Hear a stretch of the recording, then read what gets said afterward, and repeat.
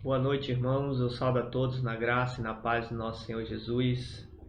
Hoje daremos continuidade ao estudo na seção dos profetas menores. Estudaremos o livro de Obadias. Obadias é um livro bem pequeno, por isso vamos ser bem breve na nossa lição, mas que tem uma grande lição para cada um de nós. Que Deus possa assim estar nos abençoando e dando direção na sua palavra e na vida de cada um dos irmãos.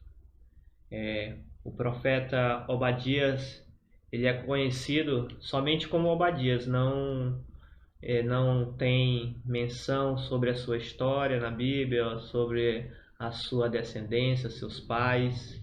O nome Obadias, ele quer dizer, traduzido, significado é servo, adorador de Jeová.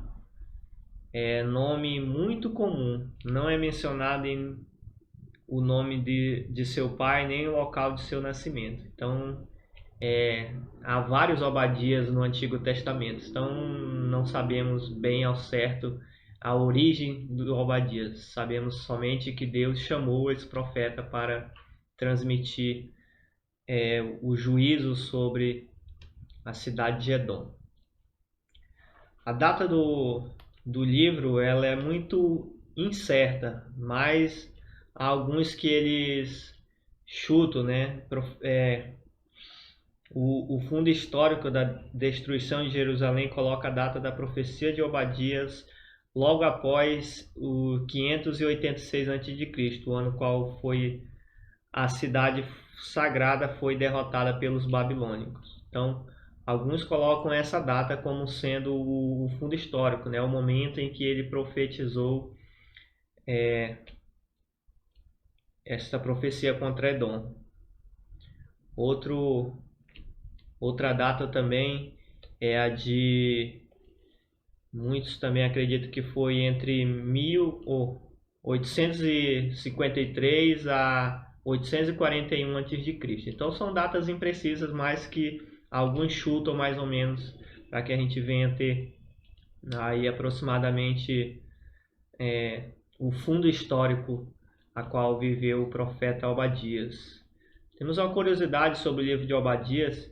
Ele é o livro mais curto do Antigo Testamento e talvez ele tenha sido o primeiro livro profético, né? Um dos primeiros livros proféticos a ser escrito, né? Você sabia também que a nação de Edom ficou no meio de pedras e montanhas quase invisíveis, mas a soberba do povo terminou na sua queda.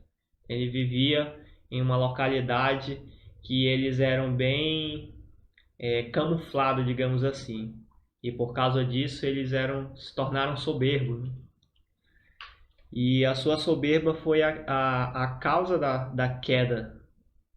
Todos aqueles que se levantam com soberba, eles acabam sendo abatidos.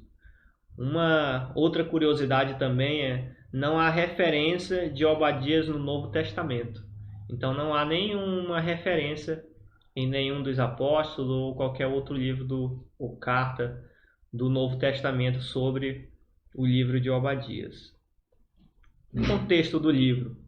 As relações entre Israel e Edom foram marcadas pela inimizade, inveja e ciúmes.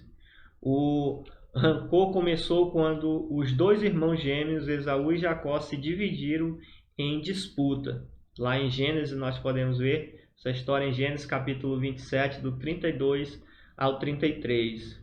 Os descendentes de Esaú, consequentemente, se estabeleceram numa área chamada Edom, situada ao sul do Mar Morto, enquanto os descendentes de Jacó continuaram a direção à terra prometida. Habitaram em Canaã e se tornaram o povo de Israel. Com o passar dos anos, numerosos conflitos se desenvolveram entre os edomitas e os israelitas. Essa amarga rivalidade foi o fundo histórico do profeta Obadias. Então essa rivalidade que vem lá desde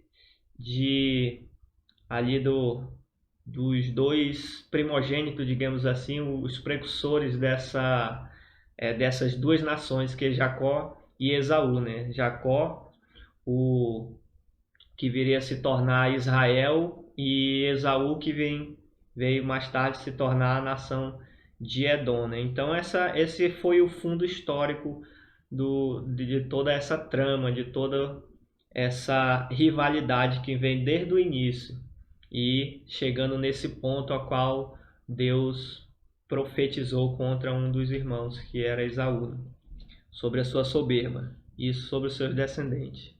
Ao longo do período de cerca de 20 anos, 605 a 586 a.C., os babilônios invadiram a terra de Israel e fizeram repetidos ataques a Jerusalém, a qual foi finalmente devastada em 586 a.C. Os edomitas viram essas incursões como uma oportunidade para extinguir sua amarga sede contra Israel.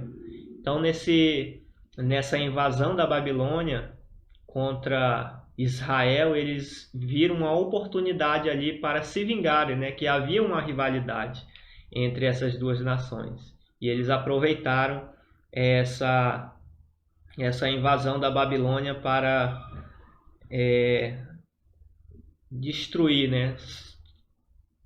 Derramar sobre Israel ali a sua sede de vingança. Então eles se juntaram com os babilônicos para ajudar no saque a Israel e a matança também dos seus valentes.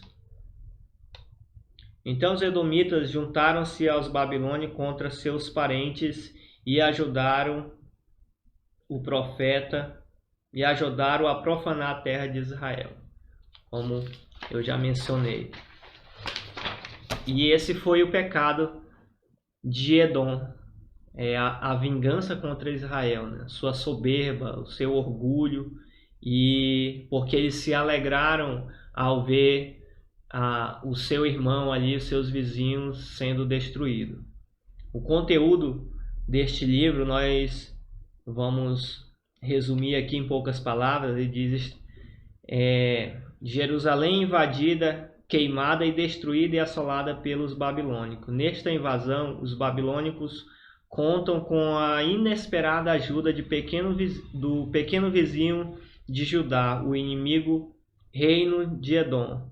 Edom presenciou o cerco e ajudou a invasão. A gente pode ver isso no versículo 11. Ele diz bem assim: no dia em que, estando tu presente, estranhos lhe levaram os bens, e estrangeiros lhe entregaram pelas portas e deitaram sorte sobre Jerusalém. Tu mesmo era um deles. Então Deus aqui apontando o pecado de Edom, né? Dizendo que no dia em que Jerusalém foi cercada, né?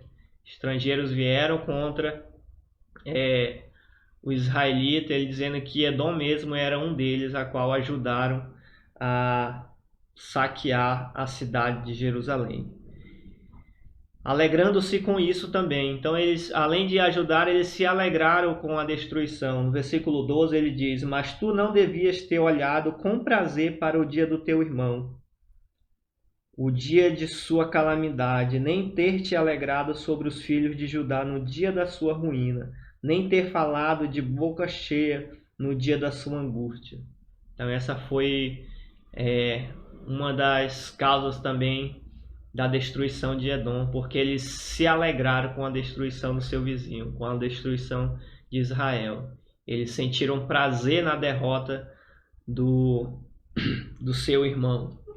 Nós podemos notar isso também nos nossos dia a dia, né? No nosso dia a dia, muita gente elas se alegram com a destruição dos outros. Até mesmo entre conhecidos, parentes, aqueles que estão próximos, que estão lhe abraçando, mas muitas das vezes eles se alegram com a sua ruína, né? Que Deus tenha misericórdia de nossas vidas, que nós não venhamos ser soberbos dessa forma a ponto de nos alegrar com a destruição dos outros. É um ponto muito que a gente pensa até que isso só acontece em novela, mas realmente isso acontece na vida real. a inveja, a cobiça, o rancor, a raiva, tudo isso pode levar à ruína da própria pessoa, né? Às vezes a pessoa tem inveja dos bens ou da conquista de um irmão e acaba que isso acaba prejudicando a sua vida e não a vida do seu irmão. O seu irmão está lá feliz por ter conquistado algo e ele está se roendo por dentro, né? Então isso traz a destruição dele mesmo. Continuando aqui, ele diz, colaborando na pilhagem. Então eles, além de se alegrarem, de se juntarem com os vizinhos para a destruição de Jerusalém, eles colaboraram também para saquear Jerusalém. No versículo 13 e 14, ele diz assim, não devias ter entrado pela porta do meu povo no dia da sua calamidade. Tu não devias ter olhado com prazer para o seu mal no dia da sua calamidade, nem ter lançado mão sobre os seus bens no dia da sua calamidade. Não devias ter parado nas encruzilhadas para exterminares os que escapassem, nem ter entregado os que lhe restassem no dia da sua angústia. Olha só a inveja desse povo, né? O que eles fizeram para ajudar ali a destruir o povo de Jerusalém. Eles, além de se juntarem para saquear a cidade, eles também ajudaram a matar aqueles que fugiram e também denunciaram aqueles outros que escaparam, né? Apontando onde eles possivelmente poderiam estar. Então eles ajudaram a destruir Israel de todas as formas ali. Neste contexto, Deus levanta Obadias com uma visão sobre o juízo de Deus vindo contra Edom, que se orgulhava da sua privilegiada posição geográfica. Estava localizada em uma cadeia de montanhas e sua capital era inacessível. Orgulhava-se também de seus homens valentes e sábios. Então eles tinham orgulho, né, pela sua posição geográfica ali. Eles estavam em um ponto estratégico que era de difícil acesso, de difícil invasão. E por isso eles se orgulhavam, né? E isso também foi a causa da sua ruína. E em sua mensagem profética, Obadias anuncia o juízo de Deus sobre este arrogante reino, dizendo a eles que o juízo viria através dos seus próprios aliados. E isto ocorreu através dos babilônicos, cerca de 5 anos depois desta profecia. E mais tarde pelos árabes, ano 70 a.C. Então, aqueles que eles ajudaram a saquear, a destruir Israel, esses próprios que eles se aliaram também vieram a destruir eles, né? Foi a causa da sua ruína, né? E por fim, concluímos que Deus ele é justo e Deus é justo e considera culpado aqueles que tiram vantagem dos que atravessam tempos de aflição. Então Deus ele é justo e ele não tem o culpado por inocente, né? Nós viemos vigiar em nossas vidas, nos alegrar com os que se alegram, chorar com os que choram. E isso é o que a Bíblia nos diz e a forma a qual nós devemos proceder. Ao esquecer que eles e os judeus tinham Abraão por ancestral em comum, os edomitas acabaram vítimas da promessa de Deus a Abraão. Diz bem assim: abençoarei os que te abençoarem e amaldiçoarei os que te amaldiçoarem. Então eles se tornaram vítimas dessa promessa porque eles desejavam, eles se alegravam com a destruição dos descendentes de Abraão, do povo escolhido de Deus, que era a nação de Israel. A mensagem de Obadias mostra também que o nosso Deus reinará soberanamente sobre todas as nações da terra, e todos os povos verão o seu reino eterno. Aconteça o que acontecer, Jesus Cristo, o Senhor, há de restaurar todas as coisas para a glória do Pai. Que nós possamos ter isso em mente, né? Que o Senhor, Ele reina e governa e é soberano sobre todas as nações. Reinos vêm e vão, presidentes vêm e vão, mas Deus continua reinando, Deus continua sendo Deus. Que nós venhamos estar firmados nessa promessa de que nós reinaremos junto com Ele, né? Nós somos cidadãos do céu, né? E um dia estaremos reinando juntamente com Cristo na eternidade. Que essa venha a ser a esperança que nós temos em nossos corações, né? A esperança de um dia estarmos com o nosso Senhor. Que Deus venha nos abençoar, em nome de Jesus. Amém.